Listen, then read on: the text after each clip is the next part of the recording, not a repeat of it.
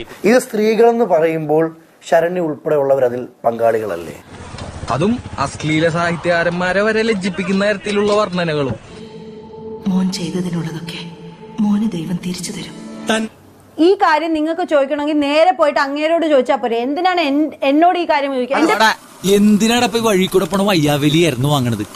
അയ്യോ, അതിപ്പോ പുതിയതൊന്നും അല്ലല്ലോ, ഇവന്റെ സ്ഥിരം പരിപാടിയല്ലേ. എന്റെ പേര് അയാളെടുത്തോ, എന്റെ പേരെടുത്തോ, ശരണ്യ എന്ന് പറഞ്ഞെടുത്തോ. ശരണ്യ സ്ത്രീയാണ്. സമൂഹത്തിൽ നല്ല ആയതുകൊണ്ടാണ് ഞാൻ പറഞ്ഞത്. വെടിമരുന്ന് കുത്തി നിറച്ച 4 അമുട്ടുകുറ്റികളാണ് ഇവിടെ ഉള്ളത്. തീ വേണമെന്നില്ല, വെള്ളം ഒഴിച്ചാലും മതി പൊട്ടിത്തെറിക്കാൻ. പിന്നെ DNA ടെസ്റ്റ് എന്ന് പറഞ്ഞ് ഇവിടെ കൊടി പിടിക്കാൻ വരരുത്, പറഞ്ഞേക്കാം. സമൂഹത്തിൽ നല്ല പേരും നല്ല റെപ്യൂട്ടേഷനിലും ജീവിച്ചു വളർന്ന ഒരാളാണ് ഞാൻ. നശിപ്പിച്ചില്ലേ? അയ്യോ, ഇനി ഇപ്പൊ അയ്യോ പത്തൊന്നും വിളിച്ചിട്ട് കാര്യമില്ല.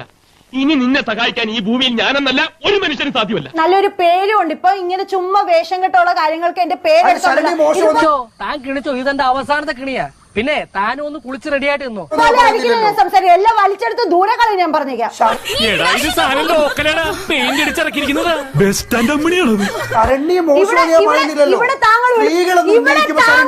ഇവിടെ താങ്കൾ വിളിപ്പിച്ച എന്തിനാ എന്നെ? എന്റെ കാര്യങ്ങൾ ചോദിക്കാനും എന്റെ ഇൻഡിവിജ്വൽ കാര്യങ്ങൾ ചോദിക്കാനുമാണ്. പറയാൻ ഉത്തരവില്ല. അല്ലല്ല, ഇൻഡിവിജ്വൽ ഏട്ടന്റെ കയ്യിലിരിപ്പ് ഇങ്ങനെയാണെങ്കിൽ ഈ മാസം മാത്രമല്ല ഈ വർഷം മുഴുക്കെ തല്ല് കിട്ടും. ഇൻഡിവിജ്വൽ കാര്യം. ഹലോ ബ്രോ, ഇൻഡിവിജ്വൽ കാര്യങ്ങൾ ചോദിക്കാണോ വിളിച്ചത്? നീ ഇതുവരെ കണ്ട എന്റെ മുഖം ഉണ്ടല്ലോ, അത് ഡീസന്റ് മുഖം. എന്നെ തറയാക്കലടാ മോനെ. ആണോ? അപ്പൊ അത് ചോദിച്ചാൽ മതി.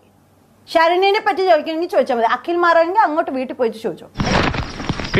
കിട്ടി, പലിശ സഹിതം കിട്ടി.